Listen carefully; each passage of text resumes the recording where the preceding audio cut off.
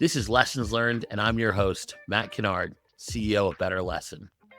Join me as we dig in with visionary state and district level leaders who share our mission to support every K-12 educator in developing the next generation of resourceful, compassionate, and resilient learners. Lessons Learned is brought to you by Better Lesson. Let's get started. All right, Lessons Learned Season 2. Really excited to be joined by Craig Burford, Executive Director of the Ohio ESC Association, more commonly known as OESCA. We figured before we throw OESCA out there, we'll give you at least a definition of what it is. Craig is, overseeing the 51 different ESCs in Ohio. Craig, love to hear you come and give us a little bit of background on you and your role and the unique setup in Ohio. Wonderful. Well, thanks, Matt, for having me. So OESCA is the state association. It represents the 51 educational service centers in the state of Ohio. I've been in this role for the past 25 years. Prior to that, I was Director of Communications and Government Relations for what at that time was our independent K-12 education technology agency, SchoolNet, or the Ohio SchoolNet Commission. And then prior to that, was a legislative aide for 5 years in the Ohio Senate to a gentleman who at that time was our Senate President pro tem, and years later became the Speaker of the House. But more importantly, he was just a big public education advocate, a big advocate of educational technology. And it was really, I think, his emphasis on the role that education could play in our society that got me interested, connected me to ESCs in the first place. And what I found most unique about them and what really attracted me to the job, and it's true 25 years later, is that we would frequently get, letters from constituents, school district superintendents frustrated about things that the state was doing. But the ESCs would always bring those folks together, create a forum for him to go in and talk to those folks. And they were very solutions oriented. Okay, here's what we're seeing out of the state. Here are our concerns with it. This is what it means to actually implement some of the policies that you're placing on us. And here's a different way of maybe going about it and still accomplishing what the legislators' goals are. And I think that's something that I still find exciting and unique about the ESCs all these years later. Well, it's interesting because, in most states you have a legislature and you're going to have a DOE. You often also will have ESCs. I think it's over 40 states have some form of an educational service. It might be a regional servicing center. But only, I believe, 15 or 16 actually have an organizing body that sits with an executive director that sits with those ESC leaders to help try and coordinate the activities of the state. I think that's a really unique thing. And if you think about, to your point, translating what a legislature is trying to accomplish into an actual, goal for school districts, that layer seems incredibly important. One of the things that we have benefited from, and I appreciate that our members had the foresight all those years ago to bring somebody in that had that kind of policy background. I think what has helped me is I've seen it from being in the legislature where you work on kind of that enabling legislation to going to a state agency where now you have to figure out how do we create the rules and the guardrails, if you will, for how things are implemented locally. But then at the ESC level, where it's really the boots on the ground, helping districts to figure out from policy to practice what it looks like, what are the challenges, how to navigate that effectively. And I think that's the part of the role that is still exciting. We've had the good fortune at Better Lesson to work with you all, both at OESCA as well as at the ESC level. And it's been one of the easiest state relationships we've ever had, in part because it was well coordinated, right? We were able to understand that legislative layer, get the translation. We think we're good, but it's really good to have someone who is deeply ensconced in that and able to help make that translation layer. So wholeheartedly agree. Now we're going to dig into the ESCs. We're going to talk about some of the work. Definitely going to get into the topic of career and technical readiness.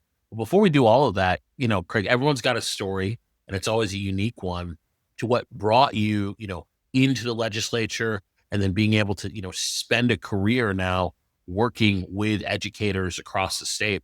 Kind of what was your educational background? What excited you to want to stay in that world?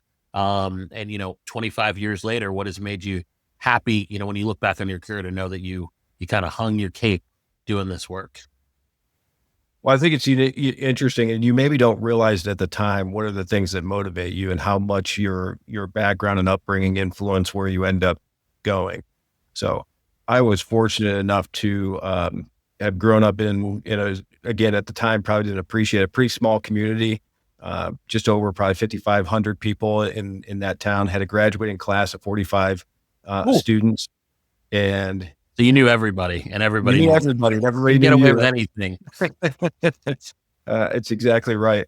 Um, but I think one of the things that I experienced in that too is I didn't really know where I wanted to go, what I wanted to do. But there were people, there were educators that I had, teachers that really got me excited about um, history, economics, government, and I could see from an early point that one, that was an area that uh, I had great interest in, and it's what probably motivated me to want to be able to continue my education, go on to college, um, but also recognize that there is a role that government can play in improving people's lives. My mother and father were both stay-at-home mom. My dad worked in construction.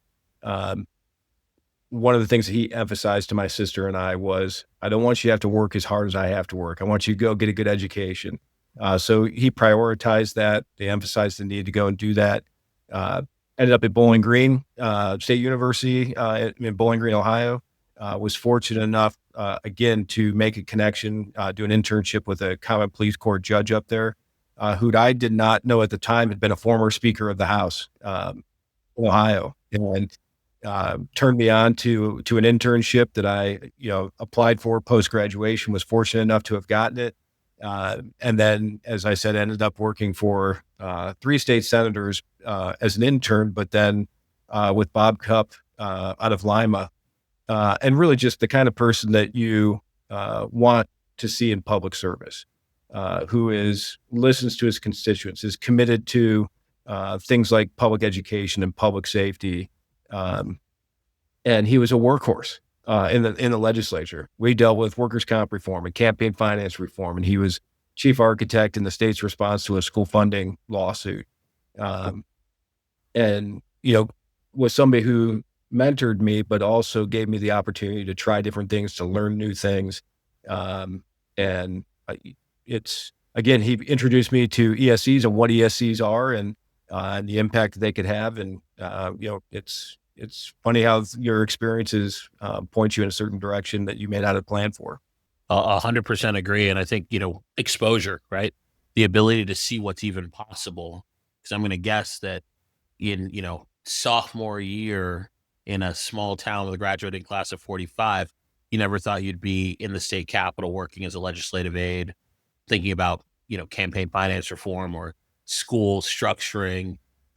It's an interesting thing that as we give kids with potential, and every kid has potential, exposure to what could be, that matters a lot. And I think to a certain extent, that is a natural lead into the two topics I really wanted to talk through with you, which are HQIM, right? High quality instructional materials, and that idea of like real college and career readiness for students, because I think these two thrusts have been happening across the country.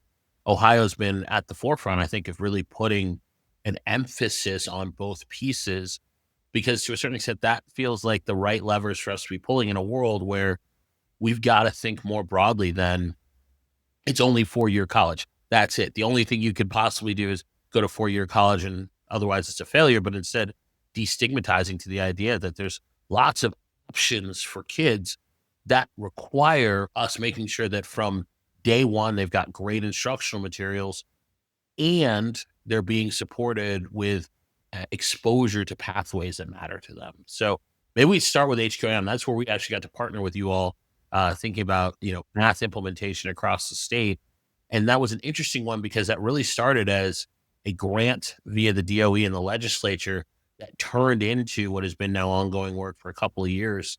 Can you maybe talk about how that how that translated and the unique role that OESCA and the ESCs were able to play in helping that HQIM adoption for math really become a reality across the state.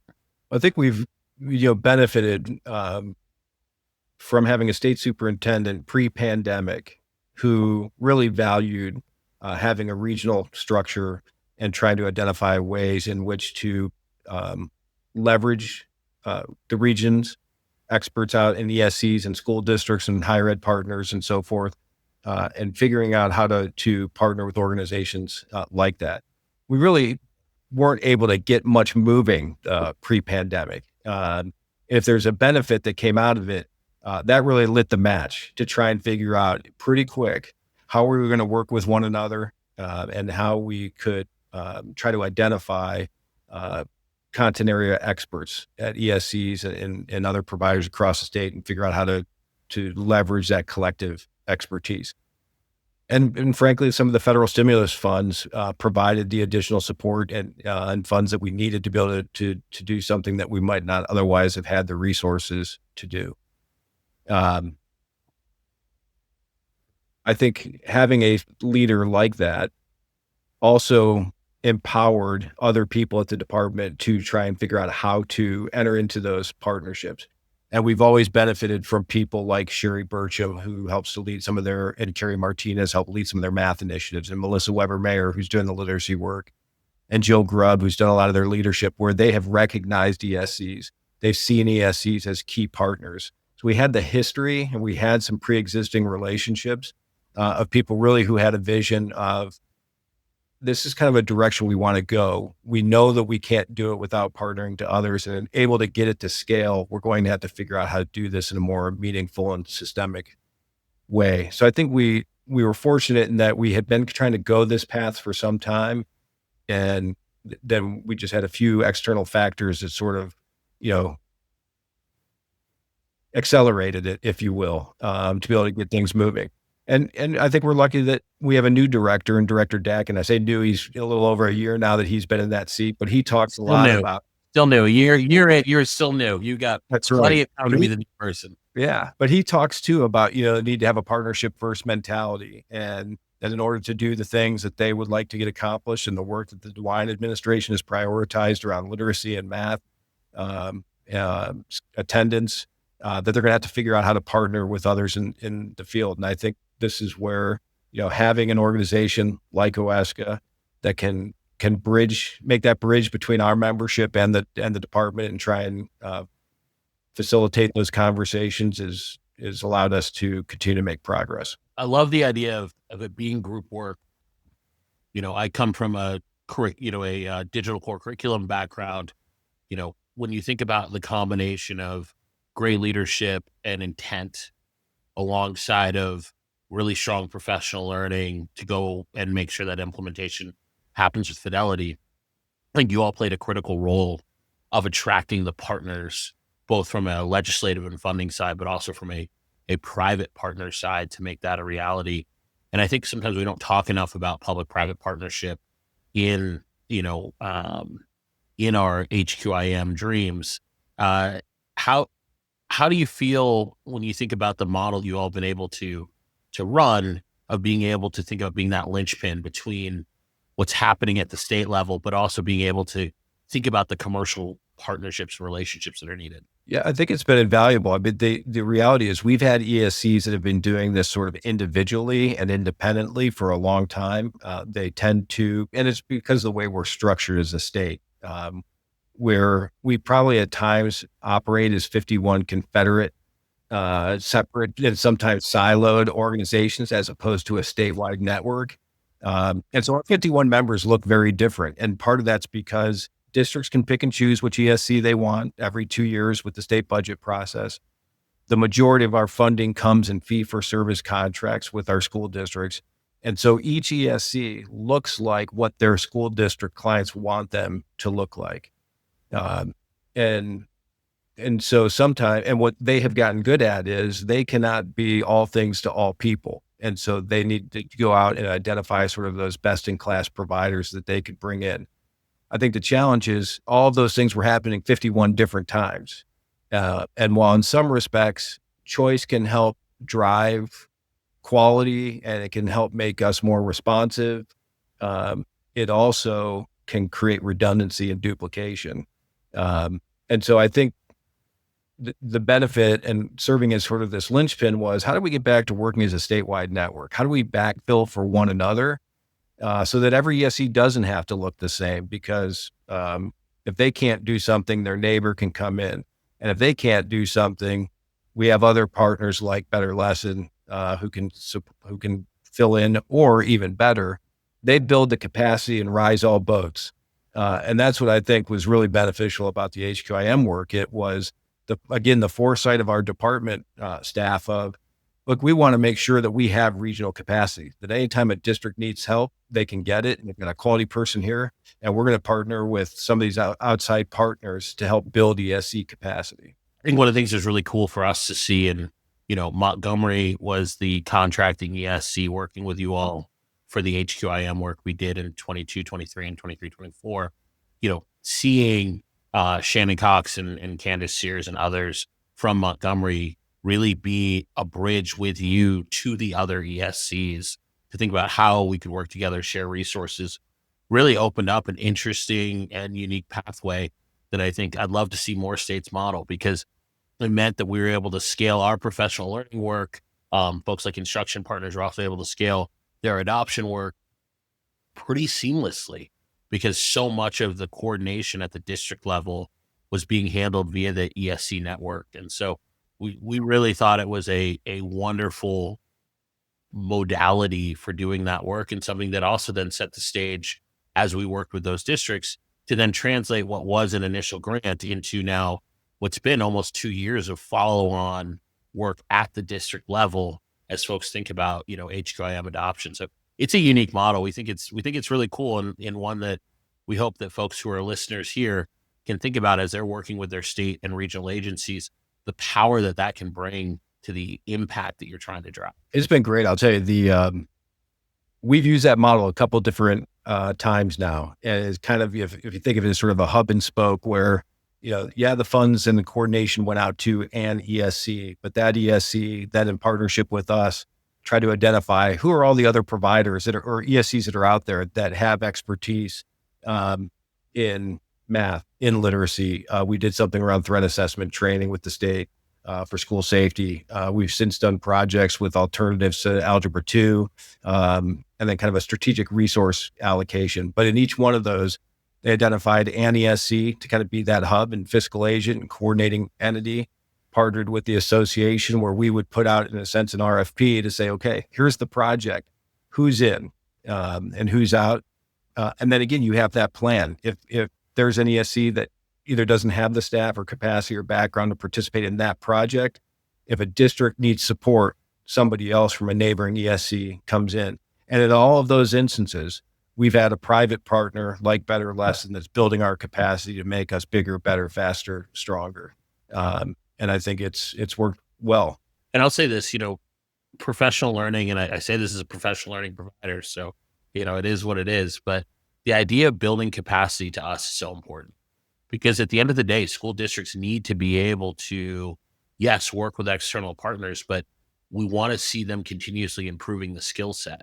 So when the next adoption comes around, you have folks on everything from how do we adopt with fidelity to how do we do instructional rounds and learning walks, right? Where we've built the capacity of those principals and those leaders in particular to help support educators, classroom educators with that shift. And we thought that was a really great model to invest in that idea of leadership support, building capacity. That's how you build sustainable districts.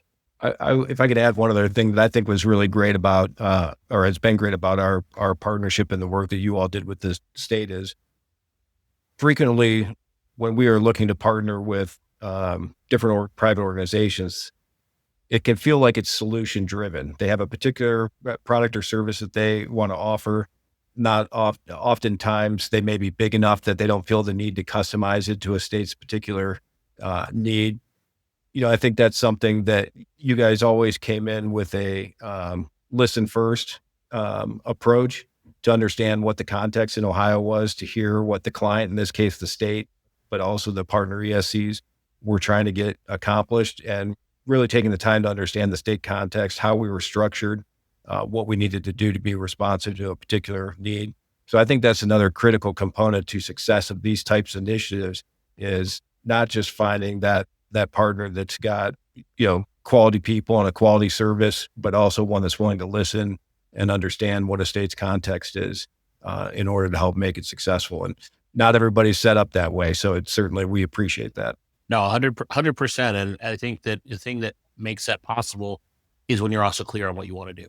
And I think that was what made it really great for us to be able to deploy what, our research backed and consistent solutions, but make sure that they met the local context that was needed. And I think that, for all of us in the ed tech world, we got to meet the local context that, we can certainly bring well-researched. And I think you're expecting us to bring well-researched proposals, but you have to be able to get that context on the ground, because sometimes even something as simple as the order of deployment of those solutions may matter a lot to making it make sense for our district partners. And at the end of the day, we're about impact, right? And if we're going to be about impact, then that means meeting that context with something that's robust, but also feels useful, right? I mean, useful, usable, and delightful should be what we're trying.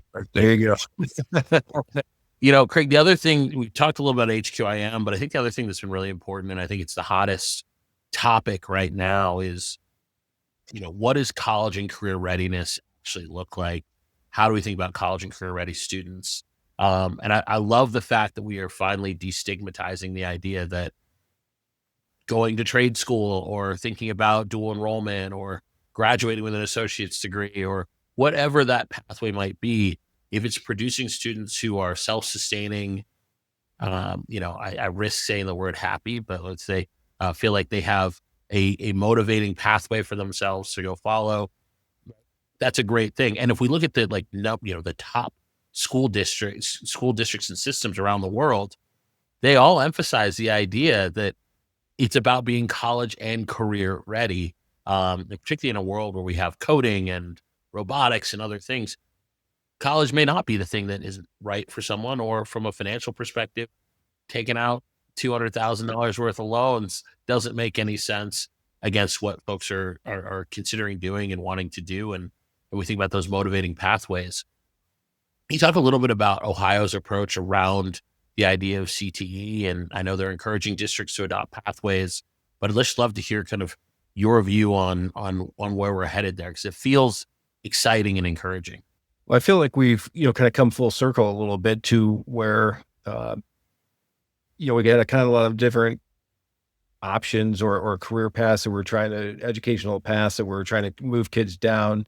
And again, looking at this as a perspective from a student, I guess, going through that growing up, where you saw kids that were participating in the joint vocational school district, or kids that were on the college prep pathway, to a point then where it seemed like we started to emphasize we wanted everybody to go to college. And in Ohio, we had a program where it was called seniors to sophomores, where we wanted more of our kids taking their freshman year of college in high school and spending their senior year on a college campus. We needed to get as many kids there as we possibly could, to where I feel as though we're sort of rebalancing a little bit and understanding that there are a lot of different approaches to learning, and a lot of different pathways to successful careers that could encompass, certificate programs and industry credentials and 2-year community colleges and 4-year and military, and all of those opportunities,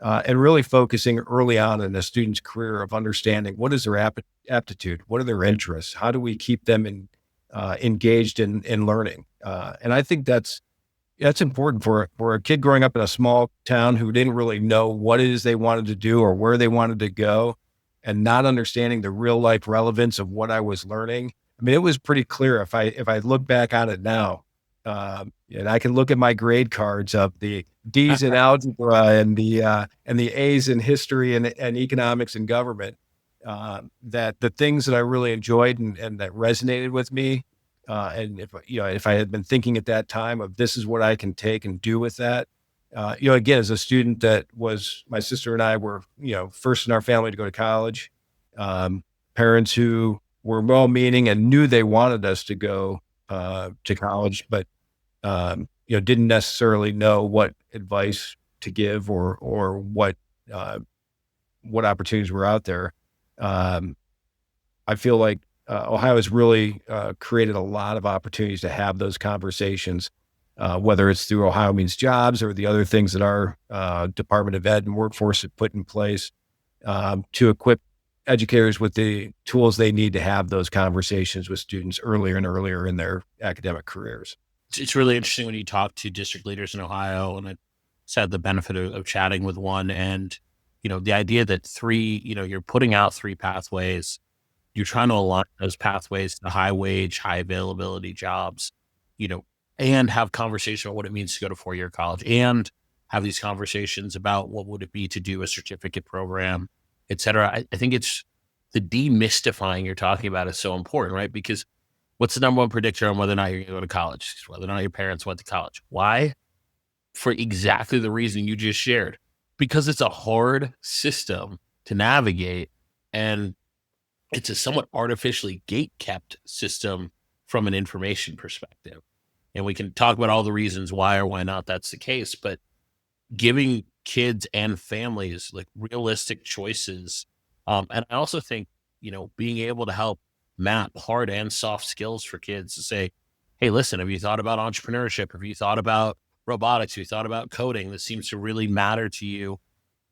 It seems like a really good way to start thinking about increasing motivation for kids to say, hey, not only am I going to get a general education, because everyone says a general education, but it actually becomes a pathway to things that I really want to do with my day and my life, and they matter to me. It feels like a conversation that's been long, long overdue, and I'm excited to see it. And I can imagine for you growing up in a small town, getting that type of exposure to what that could bring you, show you within your state or elsewhere would have been like a really interesting thing to have in your mind as you're going through sophomore, junior, and senior year. Yeah, I was one of those students that it was really hard for me to take what I viewed as sort of these abstract concepts. And again, I'll just leave it in particular to math and science, because those were the areas that I probably struggled with the most. And, thinking, how do I take, what I'm learning in algebra and thinking about how I apply that to some real life practical situation. And it was something that I was a cognitive disconnect for me, just didn't make sense. And I couldn't understand the practical applications of that. So I think, more and more, we're creating opportunities. There's some great things that are happening. You're seeing people model different technologies in the classroom of how to use virtual reality tools and other things and take these algebraic, equations and applying them to a real life situation while they're sitting there in the classroom learning, and they don't even have to leave to be able to do that. So even the things that have been technology enabled, it's fascinating, the opportunities that are in front of kids. And I think being able to equip our educators with the tools to talk to them again early on, career exploration, thinking about what are the things that not only interest you, but what's the quality of life that you want to have? And, sort of how do you reverse engineer what the future could look like and what you want into the type of profession that interests you, that could provide you with the income and the quality of life that you want to be able to do those types of things. And what's the education you need to get there, and finding that in all instances, it doesn't take, a 4-year degree, and trying to force everybody into that, a square peg into a round hole just doesn't work. And so I applaud the state for having these conversations. It's not without its difficulty, because we feel from a district and ESC level and the groups that represent them, as though the policy grounds are sort of always shifting, and you're trying to figure out how to navigate that the right way. But I like to believe that everybody's going into this with the right end in mind. That while we disagree on the policy sometimes, what we're trying to get to as a state that has a great, proud history in manufacturing and agribusiness, but is having to shift towards healthcare and technology and some of those other things, or at least thinking about how technology enables all these other industries, that we're all trying to go to the same place. And I think Absolutely. the more that we can focus on that, the more we can get consensus around the right policies. It also seems like OESCA has a unique role alongside of it, the ESC partners, to be able to work with districts to help them identify what is coming from private industry, right? I mean, there's so many jobs now that, will exist in 10 years that don't exist today, jobs that exist today that'll go away. Can you talk a little bit about the role that you all are starting to think about playing in terms of helping to connect, whether it's chambers of commerce or large employers around the future of jobs to help districts, keep up? Sure. So, I think we've been blessed as a state to have, again, if we think about career technical education, the history of it, that we've got career technical planning districts and comprehensive centers and our joint vocational school districts who have had kind of this rich history and tradition and experience and background in working with business and industry, and particularly those that are kind of in those vocational education, pathways. So we had good models to build off of and learn from. And they've long had kind of industry advisory committees that have helped lead that work in those situations. Our state is required for quite some time, and we've had a little bit more of an accelerated focus and effort around business advisory councils for all school districts in the last several years. And all districts and the ESCs are required to have a business advisory council. Districts can elect to have the ESC operate theirs on their behalf. And so I think we have over 90% of the districts today Wow. have the ESCs facilitate their business advisory councils. And so it's one of those things where we have very small single county, 2 school district ESCs up to very big multi-county ESCs that serve 53 school districts, urban, suburban, rural, and everything in between.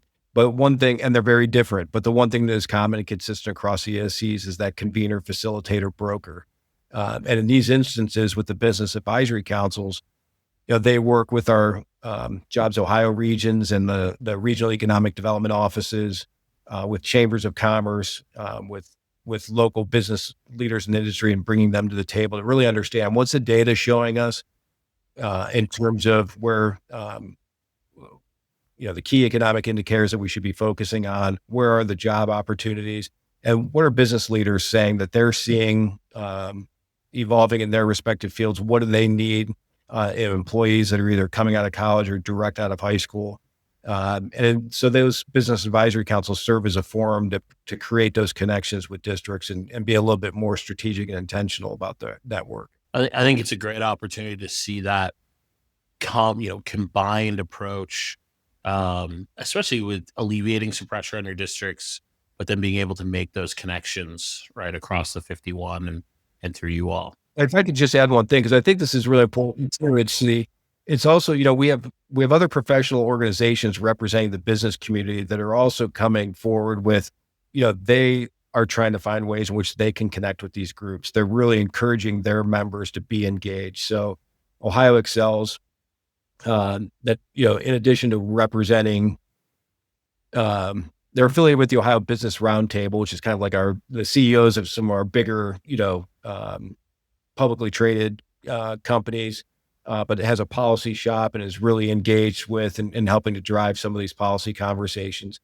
NFIB, the Ohio Chamber, the Manufacturers Association, they're all groups that I think are really deeply engaged in this work at a state level, but also encouraging their members to get involved locally.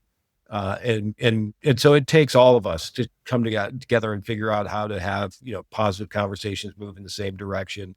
And I think it's something that we all have to be a little self-reflective and sometimes let the barriers down a little bit and know that when you hear something from the business community, it's not necessarily a knock on what you're doing.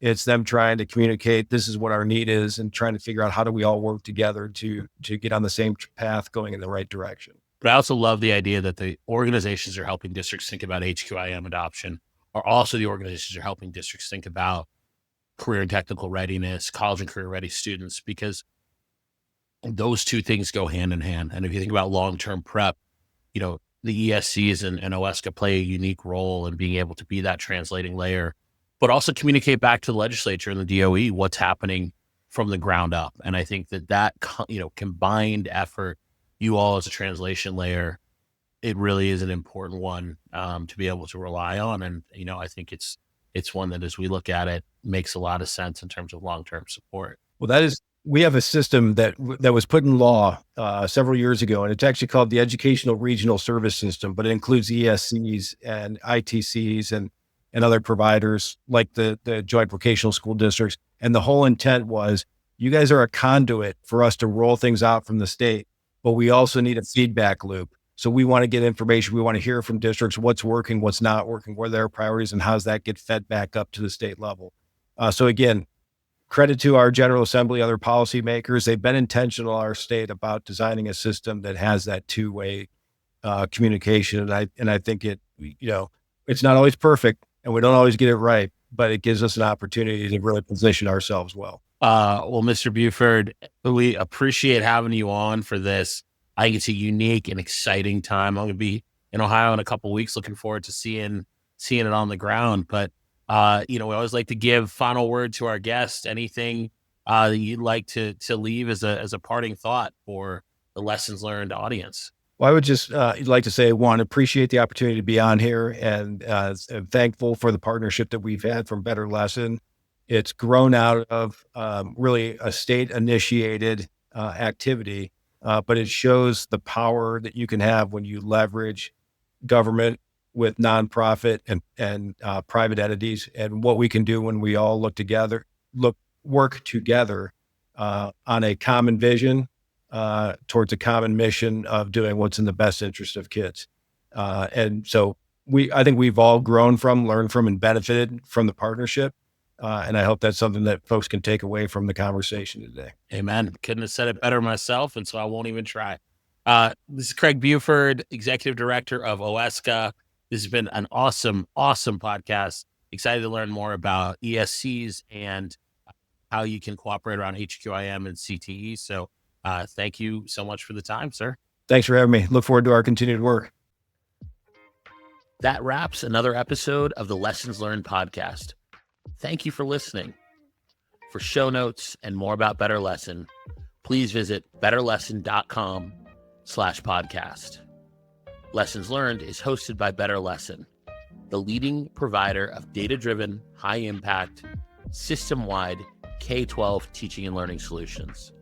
We partner with states and districts to support every educator in developing the next generation of resourceful, compassionate, and resilient learners who are college and career ready. Our work has impacted more than 80,000 educators and nearly 3 million students nationwide. See you in the next episode.